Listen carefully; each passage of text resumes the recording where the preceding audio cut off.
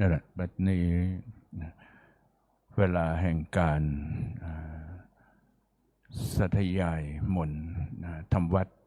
สวดมนต์ทำวัดเย็นในวันนี้ก็เห็นว่าสมควรแก่เวลาก็นิมนต์เจริญพรทุกท่านทุกคนนะเปิดหนังสือไปที่หน้าหนึ่งนะ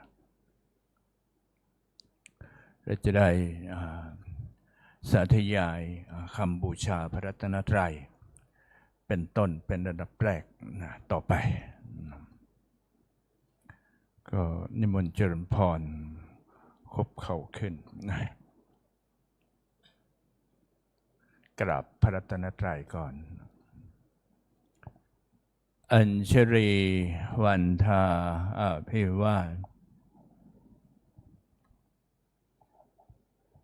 อัญชรีวันทาอภิวาท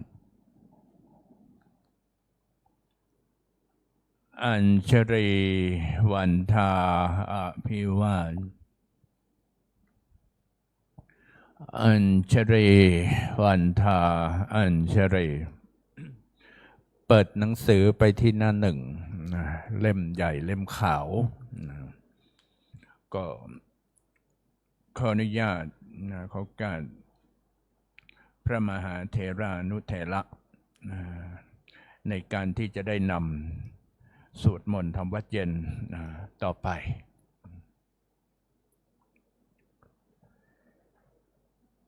โยโสภะคะวะอะระหังสัมมาสัมพุทโธพระผู้มีพระภาคเจ้านั้นพระองค์ใดเป็นพระอรหันต์ดับเพลิงกิเลสเพลิงทุกข์สิ้นเชิงตรัสรู้ชอบได้โดยพระองค์เองสวากขาโตเยนะ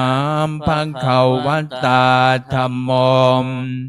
พระธรรมเป็นธรรมอันพระผู้มีพระภาคเจ้าพระองค์ใดตรัสไว้ดีแล้วสุปฏิปันโนยัสสัมภะคะวะโตสาวกสังโฆพระสงฆ์สาวกของพระผู้มีพระภาคเจ้าพระองค์ใดปฏิบัติดีแล้วตัมมยังภคะวันตังสัทธัมมังสัสสังฆังอิเมหิสการเรหิยะทาลังอารปิเตหิอภิปุชยามะข้าพระเจ้าทั้งหลายขอบูชาอย่างยิ่งซึ่งพระผู้มีพระภาคเจ้าพระองค์นั้นพร้อมทั้งพระธรรมและพระสงฆ์ด้วยเครื่องสักการะทั้งหลายเหล่านี้อันยกขึ้นตามสมควรแล้วสาธุโนพันเตภควาสุจิราปะเรเนโพตโตเปข้าแต่พระองค์ผู้เจริญพระผู้มีพระภาคเจ้าแม้ปรินิพพานนานแล้วทรงสร้างคุณนันสำเร็จประโยชน์ไว้แก่ข้าพระเจ้าทั้งหลายปัจฉิมาชนตานุกรรมปมานัสสามทรงมีพระหฤทัยอนุเคราะห์แก่พวกข้าพระเจ้าอันเป็นชนล้นหลัง อิเมสกกาเรทุกขตปันนาการะภูเตปฏิคันหาตุขอพ พ ระ ระ ผู้ ผู้ มี มี พ พ ระ ระ ภา ภา ค ค เจ้า เจ้า จง รั รั บบ เค เค รื่ รื่ อ อง ง สั สั ก ก กา การะ ะอันเป็นบรรณาการของคนยากทั้งหลายเหล่านี้อัมมากังเทครตังหิตายาสุขายาเพื่อประโยชน์และความสุขแก่ข้าพเจ้าทั้งหลายตลอดกาลละนานเทินอะระหังสัมมาสัมพุทโธภควาพระผู้มีพระภาคเจ้าเป็นพระอรหันต์ดับเพลิงกิเลสเพลิงทุกข์สิ้นเชิงตรัสรู้ชอบได้โดยพระองค์เองพุทธังภวันตังอภิวาเทมิข้าพเจ้าอภิวาทพระผู้มีพระภาคเจ้าผู้รู้ผู้ตื่นผู้เบิกบานสวากขาโตภควตาธัมโมพระธรรมเป็นธรรมที่พระผู้มีพระภาคเจ้าตรัสไว้ดีแล้วธัมมังนัมมัสสามิข้าพระเจ้านมัสการพระธรรมสุปฏิปันโนภควโตสาวกสังโฆพระสงฆ์สาวกของพระผู้มีพระภาคเจ้าปฏิบัติดีแล้วสังฆังนามามิข้าพระเจ้านอบน้อมพระสงฆ์หันธรรมยังพุทธัสสะภะคะวะโตบุปภาคณมการังกโรมาเสนะโม โมตัสสะภะคะวะโตขอนอบน้อมแด่พระผู้มีพระภาคเจ้าพระองค์นั้นอาลาหะโตซึ่งเป็นผู้ไกลจากกิเลสสัมมาสัมพุทธัสสะตรัสรู้ชอบได้โดยพระองค์เองนะโมตัสสะภะคะวะโตขอนอบน้อมแด่พระผู้มีพระภาคเจ้าพระองค์นั้นอาลาหะโตซึ่งเป็นผู้ไกลจากกิเลสสัมมาสัมพุทธัสสะตรัสรู้ชอบได้โดยพระองค์เองนะโมตัสสะภะคะวะโตขอนอบน้อม แด่ แด่ พระผู้มีพระภาคเจ้าพระองค์นั้นอาลาหะโตซึ่งเป็นผู้ไกลจากกิเลสสัมมาสัมพุทธัสสะตรัสรู้ชอบได้โดยพระองค์เองเปิดหนังสือไปที่หน้า19หน้า19นะทำวัดเย็นก่อนนะหันธรรมยังพุทธานุสตินยังกโรมาเสมตังโฆ ปนาภาควันตังเอวังกัลยาโนกิตติสัทโธอภุคโต ก็กิตติศัพท์อันงามของพระผู้มีพระภาคเจ้านั้นได้ฟุ้งไปแล้วอย่างนี้ว่าอิติปิโสภควาเพราะเหตุอย่างนี้อย่างนี้พระผู้มีพระภาคเจ้านั้นอาลาหังเป็นผู้ไกลจากกิเลสสัมมาสัมพุทโธเป็นผู้ตรัสรู้ชอบได้โดยพระองค์เองเวชชาจรณะสัมปันโนเป็นผู้ถึงพร้อมด้วยเวชชาและจรณะสุขโตเป็นผู้ไปแล้วด้วยดีโลกวิทูเป็นผู้รู้โลกอย่างแจ่มแจ้งอนุตตโรปุริสธรรมลัทธิเป็นผู้สามารถฝึกบุรุษที่สมควรฝึกได้อย่างไม่มีใครยิ่งกว่าสัทธาเทวมนุษย์สานังเป็นครูผู้สอนของเทวดาและมนุษย์ทั้งหลายพุทโธเป็นผู้รู้ผู้ตื่นผู้เบิกบานด้วยธรรมภควาติเป็นผู้มีความจำเริญจำแนกธรรมสั่งสอนสัตว์ดังนี้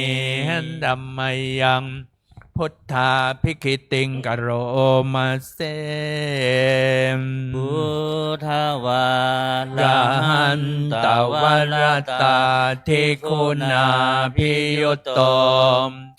พระพุทธเจ้าประกอบด้วยคุณมีความประเสริฐแห่งอรหันตคุณเป็นต้นสุทธาภิญาณกรุณาหิสมาคตโตมพระองค์อันประกอบด้วยพระญาณและพระกรุณาบริสุทธิ์โพเทสิโยสุชนตังกัมลังวัสสุโลมพระองค์ใดทรงกระทำชนที่ดีให้เบิกบานดุจอาทิตย์ทำบัวให้บานวันธามหังตมรนังศิลสาชินเนนทังข้าพเจ้าไหว้พระชินสีผู้ไม่มีกิเลสพระองค์นั้นด้วยเสียงกล่าวโพธโธโยสัพพปานินังสารนังเขมมมุตตมังพระพุทธเจ้าพระองค์ใดเป็นสารณะอันเกษมสูงสุดของสัตว์ทั้งหลายปัทธมานุสติฐานังวันธามิตังสิเรนังข้าพเจ้าไหว้พระพุทธเจ้าพระองค์นั้นอันเป็นที่ตั้งแห่งความระลึกองค์ที่หนึ่งด้วยเสียงกล่าวพุทธัสสะหัสสมิทธาโสวะพุทโธเมสามิกิสรมข้าพเจ้าเป็นทาสของพระพุทธเจ้าพระพุทธเจ้าเป็นนายมีสละเหนือข้าพเจ้าพุทโธทุกขัสสะคาตาจวิทธาตาจหิตัสสะเมมพระพุทธเจ้าเป็นเครื่องกำจัดทุกข์และทรงไว้ซึ่งประโยชน์แก่ข้าพเจ้า พุทธัสสะหังนิยาเท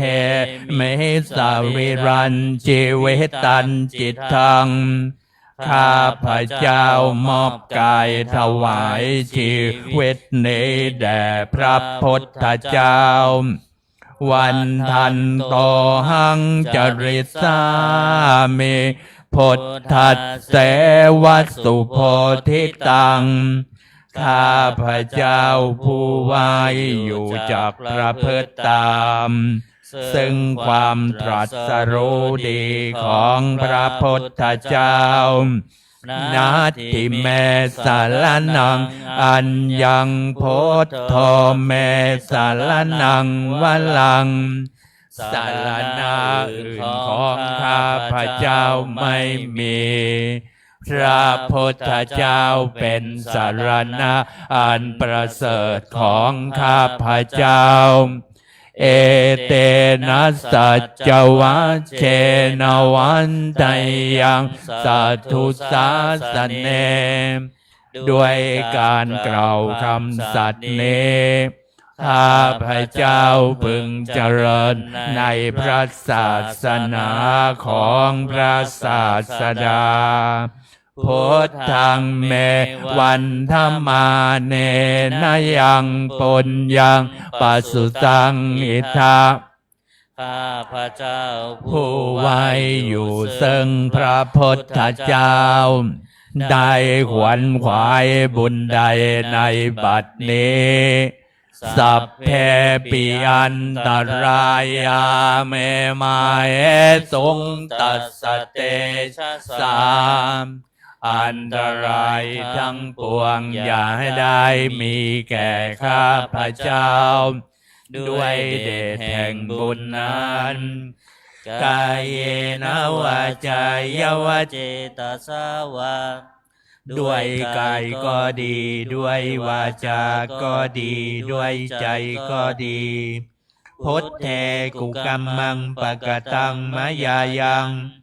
กรรมนาติเตียนันใดที่ข้าพระเจ้ากระทำแล้วในพระพุทธเจ้าพุทโธปฏิคันหาตัวจยันตังขอพระพุทธเจ้าจงงดซึ่งโทษล่วงเกินอันนั้นกาลันตะเลสังวะเลตุงวะพุทเทเพื่อการสำรวมระวังในพระพุทธเจ้าในการต่อไปอันธรรมยังธรรมานุสตินยังกโรมาเสสวาคาโตภะคะวะตาธัมโมพระธรรมเป็นสิ่งที่พระผู้มีพระภาคเจ้าตรัสไว้ดีแล้วสันทิฏฐิโกเป็นสิ่งที่ผู้ศึกษาและปฏิบัติพึงเห็นได้ด้วยตนเองอากาลิโกเป็นสิ่งที่ปฏิบัติได้และให้ผลได้ไม่จำกัดการเอหิปัสสิโกเป็นสิ่งที่ควรกล่าวกับผู้อื่นว่าท่านจงมาดูเถิดโอปนัยโกเป็นสิ่งที่ควรน้อมเข้ามาใส่ตัวปัจจตังเวทิตาโพปิญโยหิติเป็นสิ่งที่ผู้รู้ก็รู้ได้เฉพาะตนดังนี้นัมมายังธรรมาภิกิติงกโรมาเสสวาคาตัตตาทิคุณายโยขาวเสนาไสโยพระธรรมเป็นสิ่งที่ประเสริฐเพราะประกอบด้วยคุณคือความที่พระผู้มีพระภาคเจ้าตรัสไว้ดีแล้วเป็นต้น โยมัคคปากปริยติวิโมกขเพโทมเป็นธรรมอันจำแนกเป็นมรรคผลปริยัติและนิพพานธัมโมกุโรกัปปัตตนากัทธาลิธาเรเป็นธรรมทรงไว้ซึ่งผู้ทรงธรรมจากการตกไปสู่โลกที่ชั่ววันธรรมหังตมหรังวาลธรรมเมตตังข้าพระเจ้าไหว้พระธรรมอันประเสริฐนั้นอันเป็นที่จัดเสียซึ่งความมืดธัมโมโยสัพพปานินังสารนังแขมมัมมุตตมังพระธรรมใดเป็นสรณะอันเกษมสูงสุดของสัตว์ทั้งหลายโทติยานุสติฐานังวันธามิตังสิเลนังข้าพระเจ้าไหว้พระธรรมนั้นอันเป็นที่ตั้งแห่งความระลึกองค์ที่สองด้วยเสียงกล่าวธรรมสาหัสสมิทธาโสวะธัมโมเมสามิกิสโรมข้าพระเจ้าเป็นทาสของพระธรรมพระธรรมเป็นนายเมสระเหนือข้าพระเจ้าธัมโมทุกขัสสะคาตาเจ้าทาตาใจหิตัสสะเมพระธรรมเป็นเครื่องกำจัดทุกข์และทรงไว้ซึ่งประโยชน์แก่ข้าพเจ้าธรรมัสสาหังนิยาเทเมสริรันชีวิตันจิตตังข้าพเจ้ามอบกายถวายชีวิตนี้แด่พระธรรมวันทันโตหังจริตามิธรรมเสวสุธรรมตังข้าพระเจ้าผู้ไปอยู่จากประพฤติตามซึ่งความเป็นธรรมดีของพระธรรมนาทิเมสารนังอัญญังธัมโมเมสารนังวลังสารณะอื่นของข้าพระเจ้าไม่มีพระธรรมเป็นสารณะอันประเสริฐของข้าพระเจ้าเอเตนะสัจจวัชเชนวันไดยังสัทธุสาสเนมด้วยการกล่าวคำสัตย์นี้ข้าพระเจ้าพึงเจริญในพระศาสนาของพระศาสดาธัมมังเมวันธัมมาเนนะยังปุญญังปัสสุตังอิทธาข้าพระเจ้าผู้ไว้อยู่ซึ่งพระธรรมได้ขวนขวายบุญใดในบัดนี้สาเพปิอันตรายาเมมาเอตุงตัสสะเตชะสามอันตรายทั้งปวงอย่าได้มีแก่ข้าพระเจ้าด้วยเดชแห่งบุญนั้นกายเยนะวาจายวเจตสาวาด้วยกายก็ดีด้วยวาจาก็ดีด้วยใจก็ดีธัมมิกุกัมมังปะกตังมยายังกรรมนาติเตียนอันใดที่ข้าพระเจ้ากระทำแล้วในพระธรรมธัมโมปฏิคันหตัวจยันตังขอพระธรรมจงงดซึ่งโทษล่วงเกินนั้นกาลันตะเลสังวลิตุงวธรรมเมเพื่อการสำรวมระวังในพระธรรมในการต่อไป อันธรรมยังสังขานุสตินยังกโรมาเส สุปฏิปันโน ภะคะวะโตสาวกสังโฆสงฆ์สาวกของพระผู้มีพระภาคเจ้าปฏิบัติดีแล้วโอโชปฏิปันโนภะคะวะโตสาวกสังโฆสงฆ์สาวกของพระผู้มีพระภาคเจ้าปฏิบัติตรงแล้วยายาปฏิปันโนภะคะวะโต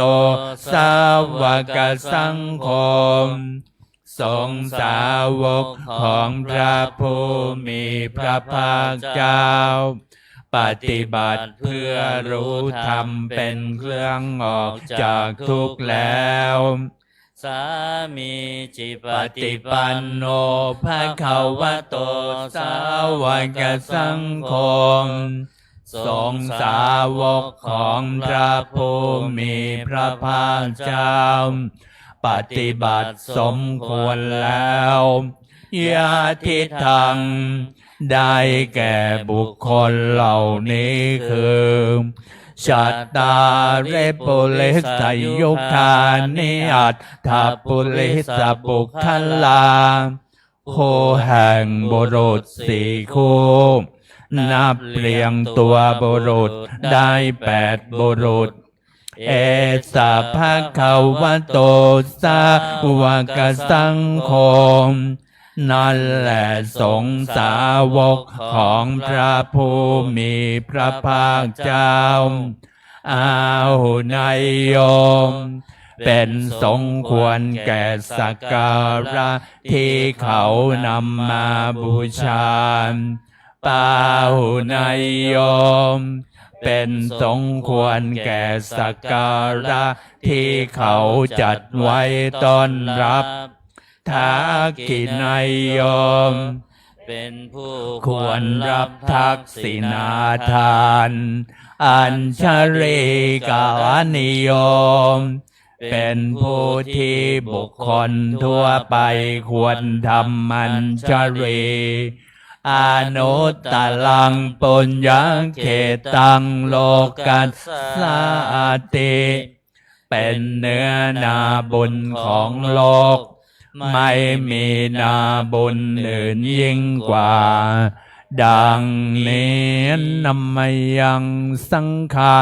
ภิกขิติงกโรมาเสสัทธามโชสุปฏิปฏิคุณาทิยุตโตพระสงฆ์ที่เกิดโดยพระสัทธรรมประกอบด้วยคุณมีความปฏิบัติดีเป็นต้นโยธาภิโตอริยบุคคลสังฆเสโธเป็นหมู่แห่งพระอริยบุคคลอันประเสริฐ8จำพวกศีลาทิธรรมปวลาสยกายจิตโตมีกายและจิตอันอาศัยธรรมมีศีลเป็นต้นอันบวรวันธามหังตมริยานักนังสุดทังข้าพเจ้าไหว้หมู่แห่งพระอริยเจ้าเหล่านั้นอันบริสุทธิ์ด้วยดีสังโฆโยสัพพปาเนนังสารนังเขมมมุตตมังพระสงฆ์หมู่ใดเป็นสารณะอันเกษมสูงสุดของสัตว์ทั้งหลายตติยานุสติฐานังวันธามิตังสิเรนังข้าพระเจ้าไหว้พระสงฆ์หมู่นั้นอันเป็นที่ตั้งแห่งความระลึกองค์ที่3ด้วยเสียงกล่าว สังคัสสาหัสสมิทธาโสวันสังโฆเมสามิกิสโรมข้าพระเจ้าเป็นทาสของพระสงฆ์พระสงฆ์เป็นนายมีอิสระเหนือข้าพระเจ้าสังโฆทุ ทุ ก ก ข ข สักขาตาจาวิทาตาใจตัสเมมพระสงฆ์เป็นเครื่องกำจัดทุกข์และทรงไว้ซึ่งประโยชน์แก่ข้าพระเจ้าสังฆาสาหัมนิยาเทมิสริรันชีวิตันจิตังข้าพระเจ้าม อบกายถวายชีวิตนี้แด่พระสงฆ์วันทันโตหังจริสามิสังคัสโสปฏิปันนตังข้าพระเจ้าว่าไว้อยู่จากประพฤติตามซึ่งความปฏิบัติดีของพระสงฆ์นาทิเมสารนังอัญญังสังโฆเมสารนังวลังสารณะอื่นของข้าพระเจ้าไม่มีพระสงฆ์เป็นสารณะอันประเสริฐของข้าพระเจ้าเอเตนะสัจจวัชเชนวันทยังสัทธุสาสเนด้วยการกล่าวคำสัตย์นี้ข้าพระเจ้าพึงเจริญในพระศาสนาของพระศาสดาสังฆังเมวันธรรมาเนนยังปุญญังปัสสุตังอิทาข้าพระเจ้าผู้ไว้อยู่ซึ่งพระสงฆ์ได้ขวนขวายบุญใดในบัดนี้สัพเพปิอันตรายาเมมาเอสุงตัสสะเตชัสสามอันตรายทั้งปวงอย่าได้มีแก่ข้าพระเจ้าด้วยเดชแห่งบุญนั้นกายเยนะวาจายวะเจตัสสาวาก็ดีด้วย วาจาก็ดีด้วยใจก็ดีสังเคกุกัมมังปะกตังมะยายังกรรมนาติเตียนันใดที่ข้าพเจ้ากระทำแล้วในพระสงฆ์สังโฆปฏิคันตัวจยันตังขอพระสงฆ์จงงดซึ่งโทษล่วงเกินนั้นกาลันตะเลสังวลิตุงวสังเคเพื่อการสำรวมระวังในพระสงฆ์ในการต่อไป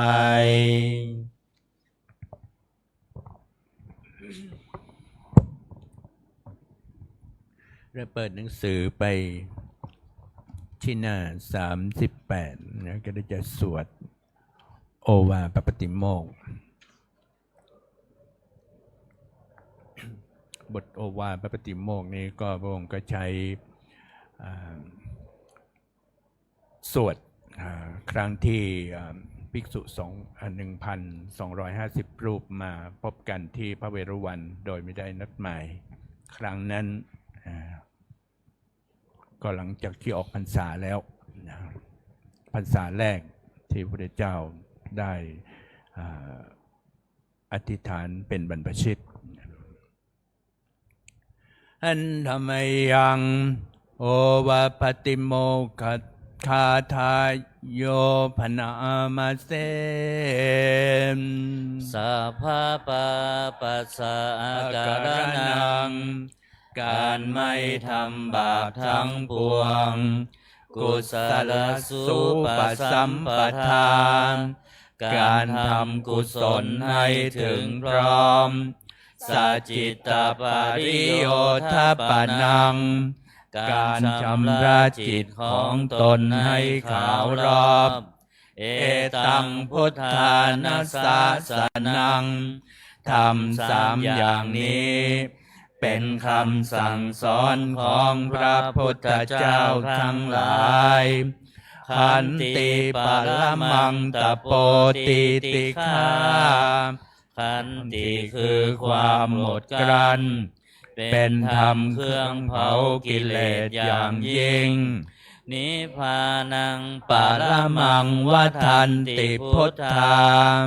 ผู้รู้ทั้งหลายกล่าวพระนิพพานว่าเป็นธรรมอันยิ่งนาหิปภัชชิโตปรูปคาติผู้กำจัดสัตว์อื่นอยู่ไม่ชื่อว่าเป็นบรรพชิตเลยสามโนโหติวิเหทยันโตผู้ทำสัตว์อื่นให้ลำบากอยู่ไม่ชื่อว่าเป็นสัมมณะเลยอนุปวาโทอนุปคาโตการไม่พูดร้ายการไม่ทำร้ายปาติโมกเขจะสังวโรมการสำรวมในปาติโมกข์มัตตัญยุตตาจะพัตตัสสมิงความเป็นผู้รู้ประมาณในการบริโภคปันตัญจะไสยนาสนังการนอนการนั่งในที่อันสงัดอาทิจิตเตจะอาโยโคม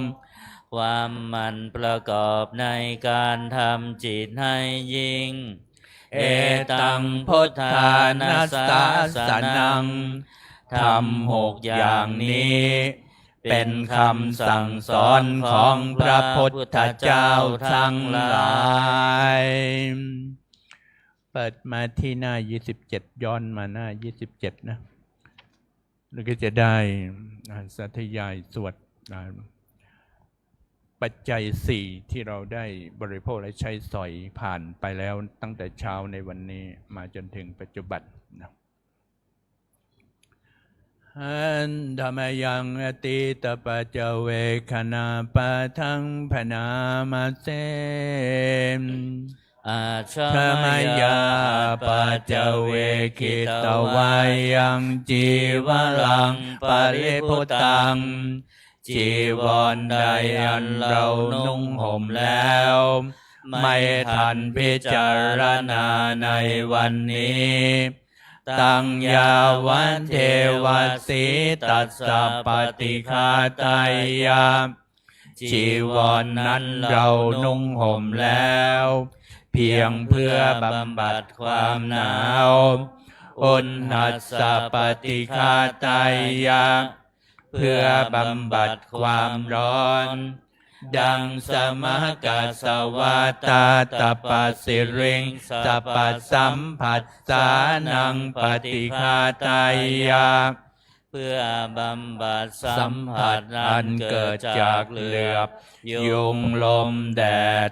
และสัตว์เลื้อยคลานทั้งหลายยาวันเทวาหิริโกปินาปฏิชาธนาทังและเพียงเพื่อปกปิดอวัยวะอันให้เกิดความละอายอาชามยาปัจเจเวกิตวายโยปินดาปาโตปริพุตโตบิณฑบาตใดอันเราฉันแล้วไม่ทันพิจารณาในวันนี้โสยาวทวายาบิณฑบาตนั้นเราฉันแล้วไม่ใช่เป็นไปเพื่อความเพลิดเพลินสนุกสนานนามาไทยาไม่ใช่เป็นไปเพื่อความเมามันเกิดกำลังพลังทางกายนามันดานายาไม่ใช่เป็นไปเพื่อประดับนาวิภูสนายาไม่ใช่เป็นไปเพื่อตกแต่งยาวันเท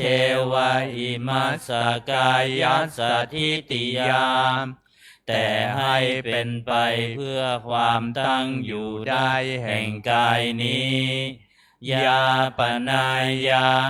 เพื่อความเป็นไปได้ของอัตภาพวิหิงสุปรติยามเพื่อความสิ้นไปแห่งความลำบากทางกายพระมจริยานุขายาเพื่ออนุเคราะห์แก่การประพฤติพรหมจรรย์อิติปุรานันจะเวทนังปฏิหังคามิด้วยการทำอย่างนี้เราย่อมระงับเสียได้ซึ่งทุกขเวทนาเก่าคือความหิวนาวันจะเวทนังนาอุปาเทสามิและไม่ทำทุกขเวทนาใหม่ให้เกิดขึ้นยาตราจะเมภเวสติอนวัชตาจะพาสุวิหาโลจติอันหนึ่งความเป็นไปโดยสะดวกแห่งอัตภาพนี้ด้วยความเป็นผู้หาโทษมิได้ด้วยและความเป็นอยู่โดยผาสุกด้วยจากมีแก่เราดังนี้อาชมยาปัจเจเวคิตวายังเสนาสนังปริพุตตังเสนาสนะใดเราใช้สอยแล้วไม่ทันพิจารณาในวันนี้ตังยาวันเทวสีตัสสะปฏิฆาไตยา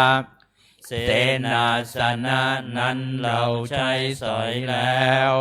เพียงเพื่อบำบัดความหนาวอุณหัสสะปฏิฆาไตยาเพื่อบำบัดความร้อนดังสมกัสสวาตาตปัสสิริงสัพพสัมผัสสานังปฏิฆาไตยาเพื่อบำบัดสัมผัสอันเกิดจากเหลือบยุงลมแดดและสัตว์เลื้อยคลานทั้งหลายยาวันเทวาอุตุปริสยาวิโนทนังปฏิสัลลานารามาทังเพียงเพื่อบรรเทาอันตรายอันพึงมีจากดินฟ้าอากาศและเพื่อความเป็นผู้ยินดีอยู่ได้ในที่หลีกเล่นสำหรับภาวนาอาชมยาอัตปัจเจเวคิตวายโยคิลานะปัจจยาเปสัชฌปริคาโลปริพุตโตมคิลานะเพสัตบริขารใดอันเราบริโภคแล้วไม่ทันพิจารณาในวันนี้โสยาวันเทวะอุปันนานังวัยยาภาธิกานังเวทนานังปฏิฆาไตยาคิลาเพสัตบริขารนั้นเราบริโภคแล้วเพียงเพื่อบำบัดทุกขเวทนาบังเกิดขึ้นแล้วมีอาพาธต่างๆเป็นมูลอภัยยาปัชชาปรมตายาติเพื่อความเป็นผู้ไม่มีโรคเบียดเบียนเป็นอย่างยิ่งดังนี้นัมมายังอุดิสนาดิรณคาชายโยนามาเสมอิมินาปุญญากรรมเมนะด้วยบุญนี้อุทิศให้อุปัชฌายาคุณุตตราอุปัชฌาย์ผู้เลิศคุณอาจาริโยปการาจาและอาจารย์ผู้เกื้อหนุนมาตาปิตาจยาตกาทั้งพ่อแม่และปวงญาติสุริโยจันทิมาราชา โสนจันทร์และราชาคุณาวันตานราปิจาผู้ทรงคุณเหลือผู้สูงชาติพระมหามาลาจาอินทราจาพรหมาและอินทราชโลกปาลาจเทวตาทั้งถวยเทพและโลกบาลยะโมมิตา ตามนุษย์สาจายมราชมนุษย์มิตรมัชฌตาเวลิกาปิจาผู้เป็นกลางผู้จ้องผลานสัพเพสัตตาสุขีอนตุขอให้เป็นสุขสารทุกทั่วหน้าอย่าทุกข์ทนปุญญานิปกตานิเมบุญผองที่ข้าทำจงช่วยอำนวยสุภผลสุขังจติวิทังเทนโตให้สุขสามอย่างล้นขีปังปะเปทโวมะตังให้รู้ถึงนิพพานพันอิเมนาปุญญกรรมเมนาด้วยบุญนี้ที่เราทำอิมินาอุทิศเสนาจาและอุทิศให้ปวงสัตว์ขีปาหังสุรเพเจวะเราพันได้ซึ่งการตัดตัณหุปาทานเฉทนังตัวตัณหาอุปาทานเยสันตาเนหินาธรรมามสิ่งชั่วในดวงใจยาวานิพานโตมะมังกว่าเราจะถึงนิพพานนัสสันตุสัพพทายเยวะมาลายสิ้นจากสันดานยัตถาชาโตภเวภเวทุกภพที่เราเกิดโอโชจิตตังสติปัญญามีจิตตรงและสติทั้งปัญญาประเสริฐสันเลโควิริยัมมินาพร้อมทั้งความเพียรเลิศเป็นเครื่องขูดกิเลสหายมาลาลพันตุโนกาสังโอกาสอย่าพึงมีแก่หมู่มารสิ้นทั้งหลายกาตุนจาวิริเยสุเมเป็นช่องปัทุสร้ายทำลายล้างความเพียรจมพุทธาทิปวโรนาทองพระพุทธผู้บวรนาถธรรมโมนาโทวรุตตโมพระธรรมที่พึงอุดมนาโทปัจเจกพุทโธจาพระปัจเจกพุทธสมสังโฆนาโทตโรมะมังทบพระสงฆ์ที่พึงพยองเตโตตมานุภาเวนะด้วยอนุภาพนั้นมาโลกาสังละพันตุมาอย่าหมู่มารอย่าได้ช่องทัสสะปุญญานุภาเวนะด้วยเดชบุญทั้ง10ปังมาโลกาสังละพันตุมา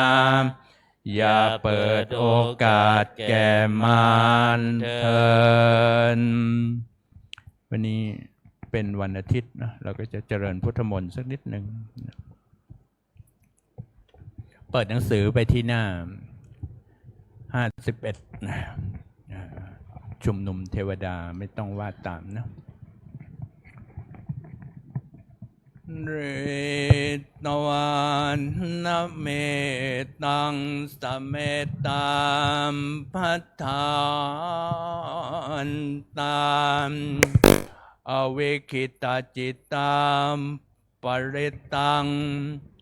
พันนันโตสักเคกาเมจันทรูเปมเฮเรสิ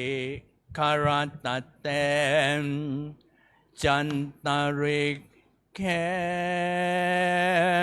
ววิมานเนมที่เป็นรัตแทนจะอาราเมนดรุวนาอารามวัตถุมเฮแคเดมภูมาจายันตุเทวันชรัตถรวิสเมนยักขคันทัพพัฒนาคาม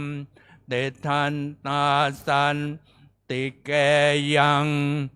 มุนิวรวัจจนังสาทาวโวเมสุนันโตธรรมสวันนะกาโลอายัมพัทันตัมธรรมสวันนะกาโลอายัมพัทันตัมธรรมสวันนะกาโลอายัมพัทันตัมนะโมตัสสะภะคะวะโตอะระหะโตสัมมาสัมพุทธั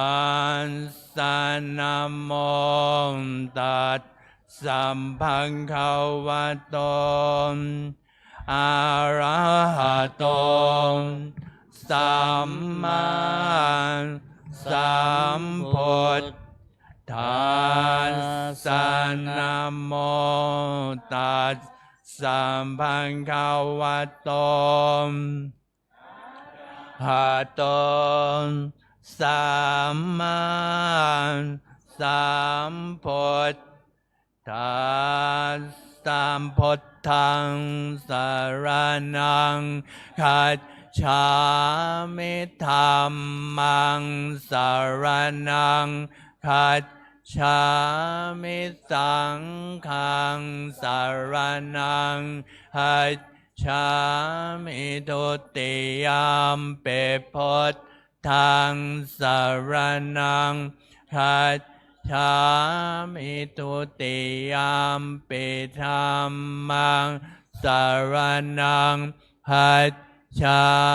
มิทุติยมปิสังฆัง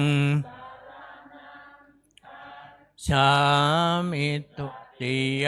มปิพุทธังสวนังคัจฉามิตติยมปิธัมมังสรณังคัจฉามิตติยมปิสังฆังสรณังคัจฉามินะ13นะโยจักขุมาโมหัพมาลาปะกาโทสามังวะพุทโธสุขโตเวโมตโตมาลาสปาสาวินิโมจยันโตปาเปสิเขมังชนะตังวินัยยังพุทธังวรันตังศิลสานามามิโลกัสสนาทันจะวินายกันจะตันเตชัสสาเตชัยสิทธิโหตุสัพพันตรายาจะวินาสเมนตุธรรมโมทัชโชโยวิยตาสัสสัตถุทัตเสสิโล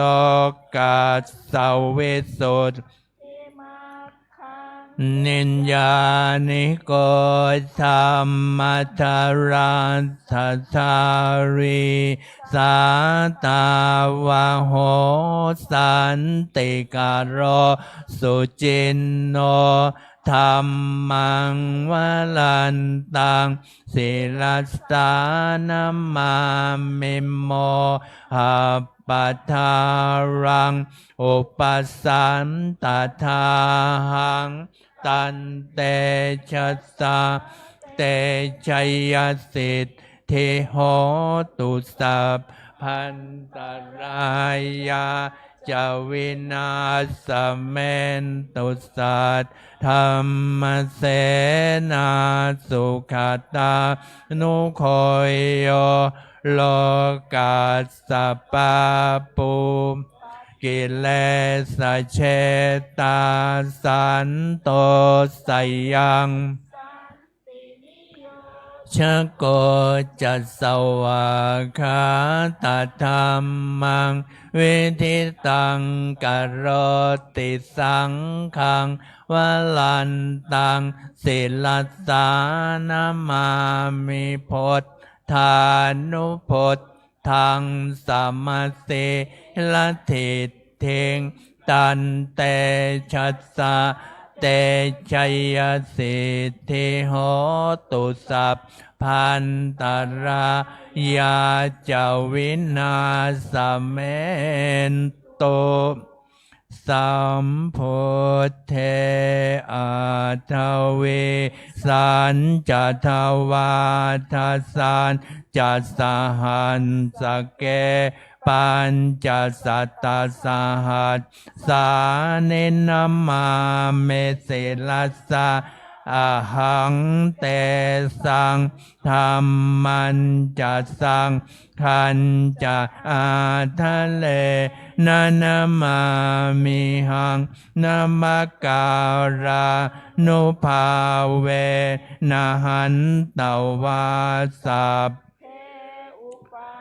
ทเวอเนกั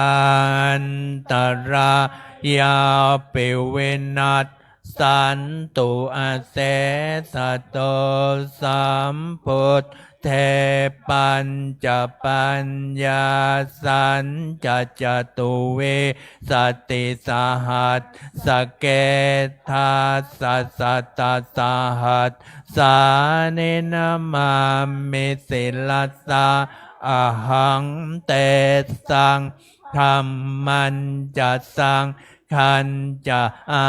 ทะเลนันนามามิหังนามาการานุภาเวนะหันตวาสัพอุปันทเวอเนกาอันตรายาปิวินัสสันตุอาเสสะโตสัมพุทเทนวุตตรัสเตอัตถจัตตาลิสัสสหัสสเกวิสติสัตตสหัสสาเนนามามิสิลัสสาหังมันจะสังขันจะอาทะเลนันนามามิหังนามาการานุภาเวนะหันตวาสัพเพอุปัฏฐเวอเนกาอันตรายาปิวินัสอาเสนสัตโตนะโมอะระหะโตสัมมาสัมพุทธัสสะมะเหสิโนนะโมอุตตมธรรมมัสสะสวาวั เตนิทานโมมหาสังฆัสสาปิวิสุทธัสสิลทิฏฐิโนนะโมโอมาตยารัตถัสสะรัตนัตตยัสสะสาธุกังนะโมโอ โอมกาติตัสสะตัสวัตโตไตยัสสะปินะโมการัปปภาเวนัสสุฉันตุปัตถวานะโมการานุภาเวนัสสุวัตถิโหตุสัพพัทธานะโมกาลัสสะเตเชนะวิธิมนิโหมิเตชวามหน้า17นะพาหูเทวามนุษย์สาจะมังคัลลานิอาจินไตยงอากังขมานาโสทานังโพรหิมังคัลมดตัมมังอาเสวนาจะพาลานังปันดิตานันจะเสวันนาปูชาจะปูชนียานังเอตัมมังคลมุตตัมมังปฏิโรปเทสวาโสจะปุปเพจักกัตตปนยัตตาอัตตสัมมาปณิทิจาเอตัมมังคารมุตตัมมังพาหุสัจจันจะสิบปัญจวินัยโยจะสุสิกขิโตสุภาสิตาจยาวาจาเอ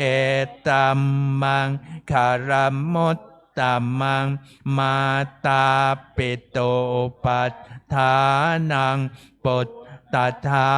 รัสสะสังฆโหอนากุลาจักกัมมันตา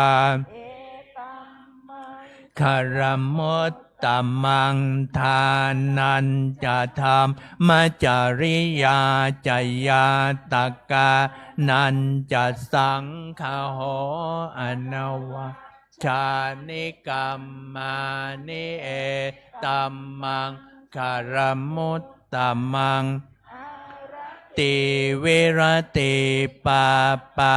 มาจปานาจัสสัญญโมอาปมาโทจะธรรมเมสุเอตัมมังคารมุตตัมมังคาลาโวจะนิวาโตจัสสันตุทิจักตัญยุตตากาเลนะธรรมมัสสวนังเอตัมมังคารมุตตัมมังขันติจัสโสวัจจัสสตาสัมมนานันจะทัสสานังกาเลนะธรรมมะสากัจจาเอตัมมังคารมุตตัมมังมัจจริยาจสัจจานัตถัสสะนังนิพพานัสสัจจิกิริยาจะเอตัมมังคารมุตตัมมังพุทธัสสะโลกธรรมเมจิตตังยันสนกรรมปฏิยโสกังเวรชังเขมังเอตัมมังคารมุตตัมมังตาทิสานิกัตตวานาสัพพัทธรรมปราชิกาสัพพะโสทิงคัจฉันตันเตสังมังคารมุตตัมมันเตสวดนั้นยังกินจิย่อๆนะ59ยังกินจิย่อหน้ารัตนสุตตังนี้ย่อหน้าที่2สุดท้ายย่อหน้าก็มาจะข้ามไม้ขีนังเลยเนาะยังกินจิวิตตังอิทวาอุรังวาสักเคสุวา ยังรัตนังปานิตังนันโนสัมมังอาทิตถาคเตนัยธรรมปิพทเทรัตนังปานิตังเอเตนะสัจเจนะสุวรรณทิโหตุไขยังวิราคังอมตังปานิตังยัตถัสชักขาสักกายมุนีสัมมาหิโตนัตเตนะธรรมเมนะสัมมัตถิกินจิธรรมปิธรรมเมรัตนังปณิตังเอเตนะสัจเจนะสุวัตทิโหตุยัมพททัสเสธโทปริวันนยิงสุจิงสัมมาเทมานะตาริกันยมาหุสัมมาสัมมนเวชจติธรรมปิธรรมรัตนังปานิตังเอเตนะสัจเจนะสุวัตทิโหตุเยปุกขลาอัตตสัตตังปัสสัทธาจัตตาริเอตานิยุคานิหนติเตทักสุขตัสสะสาวกาเอเตสุทินนานิมหัพพลานิอิธรรมปิสังเครัตนังอนิตังเอเตนะสัจเจนะสุวัตทิโหตุเยสุปโยตตามนัสสะทันเหนะนิกามิโนโทตมัสสาสนัมหิเตมอมตังวิไคหัลลัตถามุทธาเนปโพติงพลชมานาอิธรรมปิสังเครัตนังปณิตังเอเตนะสัจเจนะสุวัตทิโหตุขีนังปุรานังนาวังนัตถิสัมภวังเวรัตตจิตตายติเกภวัสสมิงเต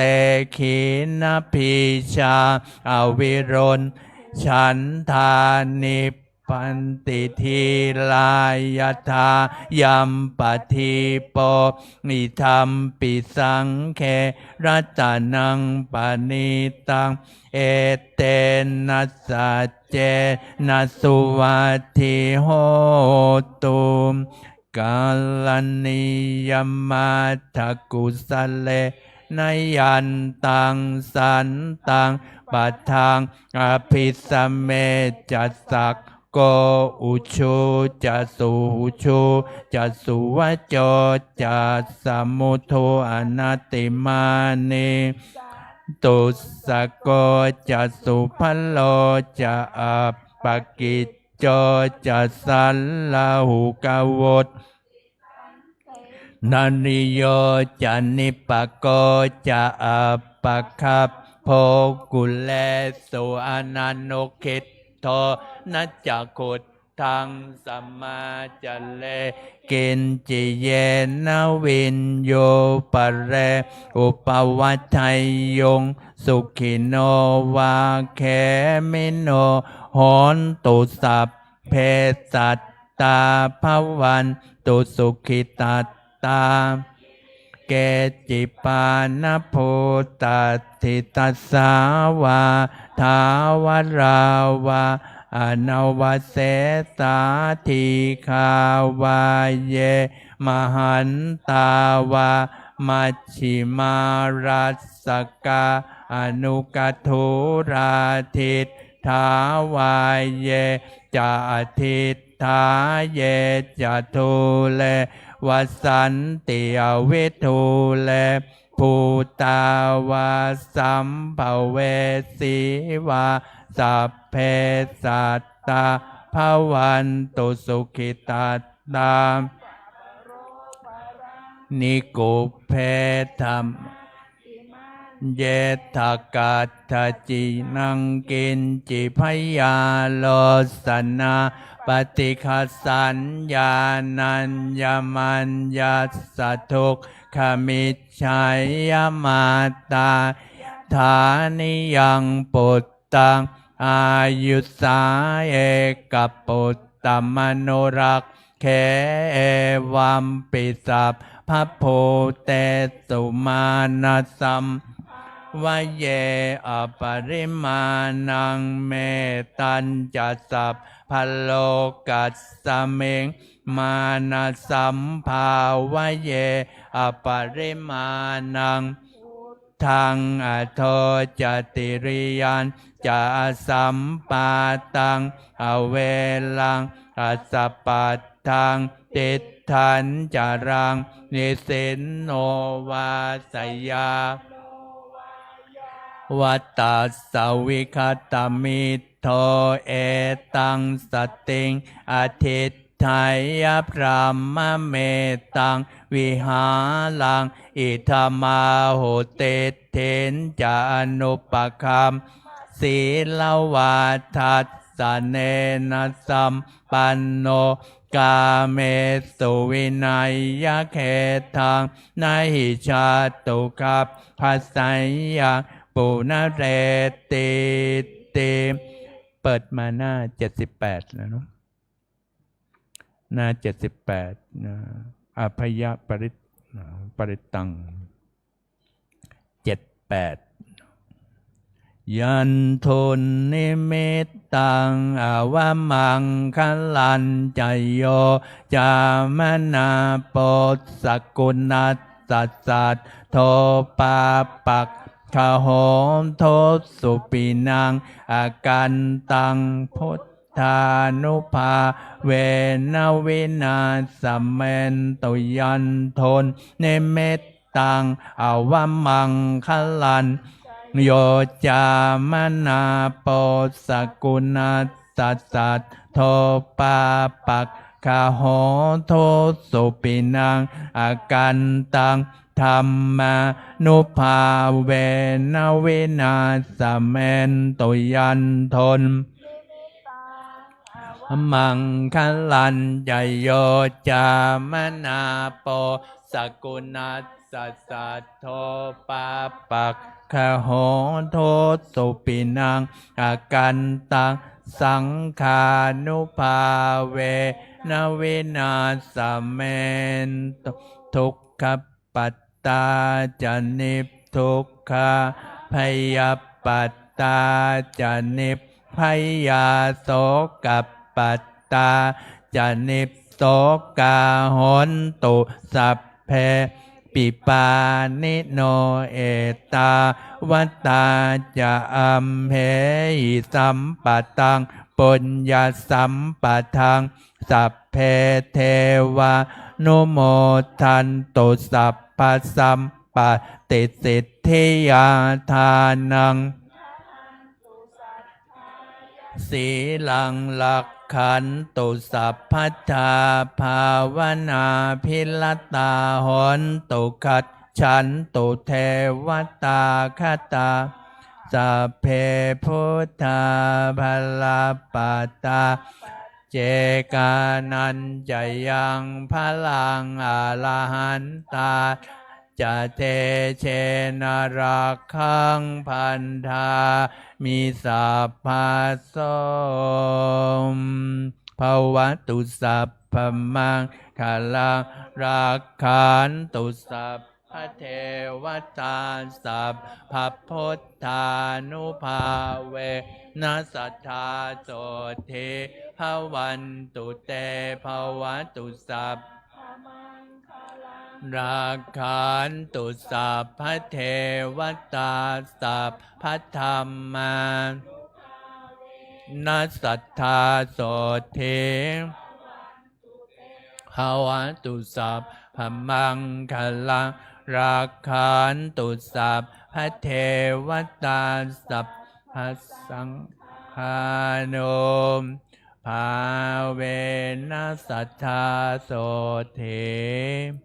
ภาวันตุเต วันนี้ได้สวดพระปริตรนะก็ได้ปกป้องรักษาเราท่านทั้งหลายให้ได้มีความเป็นอยู่นั้นอยู่อย่างร่มเย็นผาสุขต่อไปเราก็จะได้เจริญจิตตภาวนาครู่หนึ่งพอสมควรแก่เวลาเราก็จะได้แผ่เมตตาเป็นภาษาล้านนากันต่อไป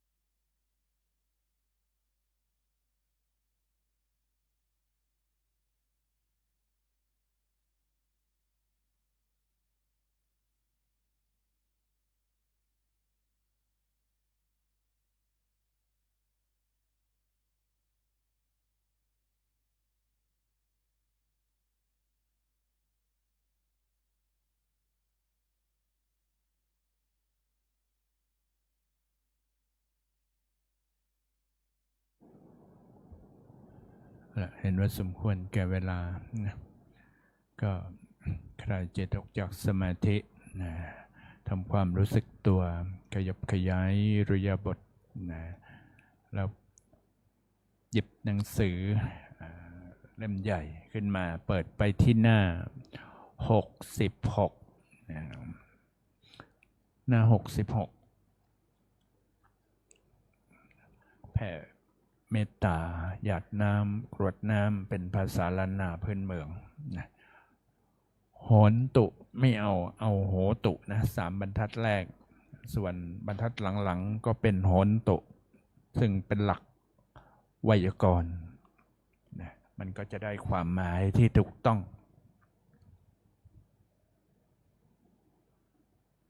กับการกรวดน้ำแผ่เมตตา6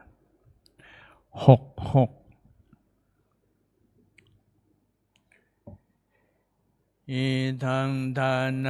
กัมมังเนปานาปัจจายโยโหตุโนเนจังอิทังศีลกัมมังเนปานาปัจจายโยโหตุโนเนจังอิทังภาวนากัมมังใจโยโหตุโนเนจังยังกินเจกุสลกาตาพังกัมมังสัพเพยามเมหิกาตังปุญญังโนอนุโมทันสุนันโตพนโตเยเทวาสมิงดาเน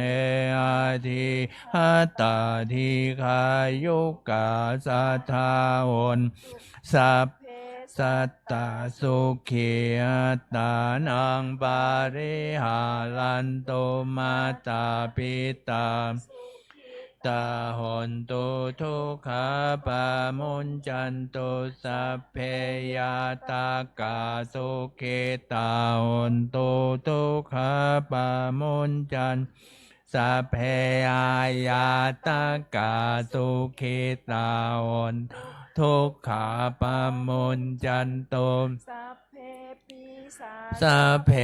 ยัคขาสัพเพเปตาสุขิตาหนตุทุกขาปามุญจันตุสัพเพ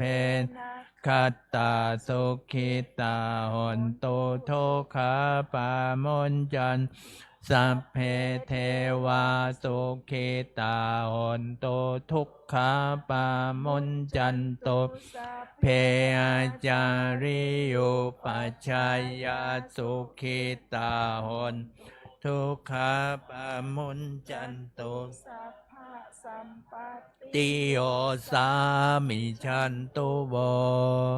มนต์เจริญพรคุบเข่าขึ้นบรรทาหลวงพระรัตนตรัยครูบาอาจารย์เนาะวันทามิพุทธังสาภาเมวะโตสังฆามาเมพันเต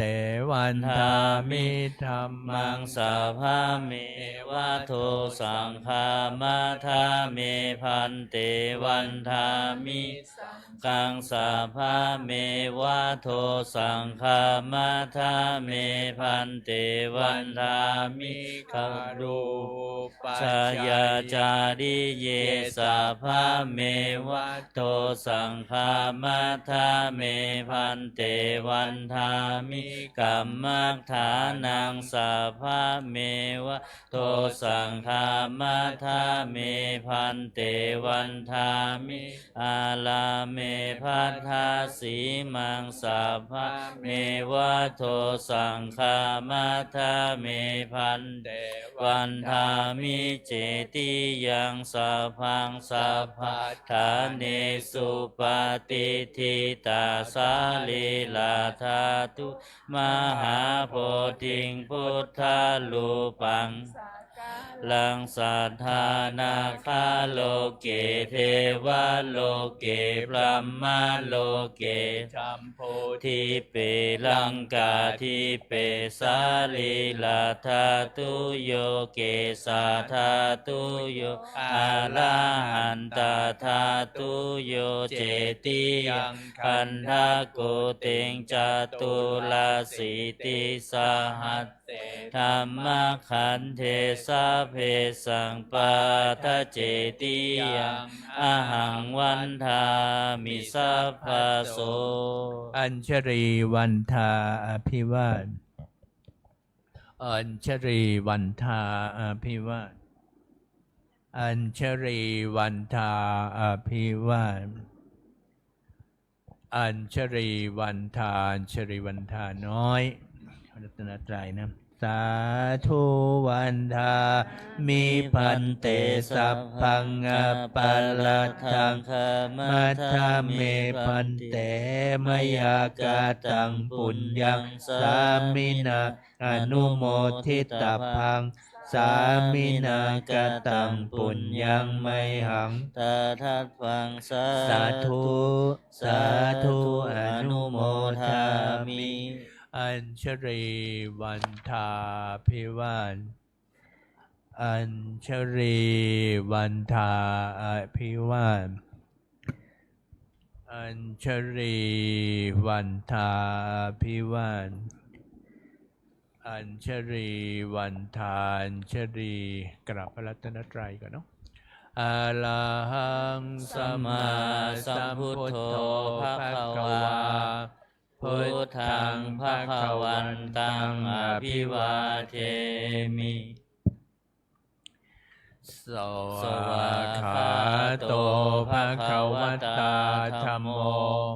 ธัมมังนามัสสามิสุปฏิปันโนภะคะวะโตสาวกสังโฆสังฆังนามามิกราบพระมหาเถระพระอาจารย์อัญชัย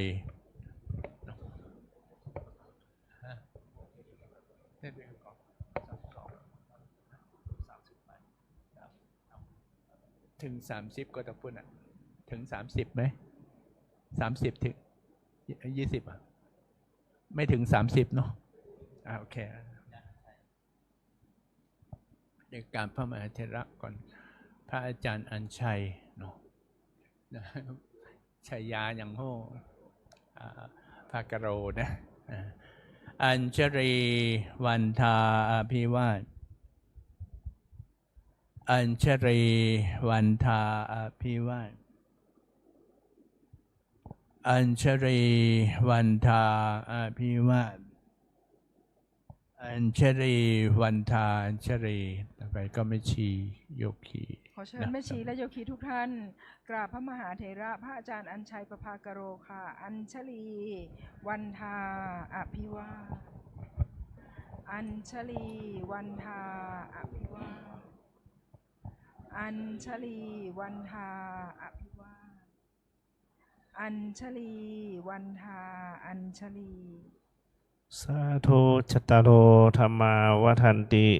อายุวันโนสุขังภะลัง สาธุ สาธุ สาธุ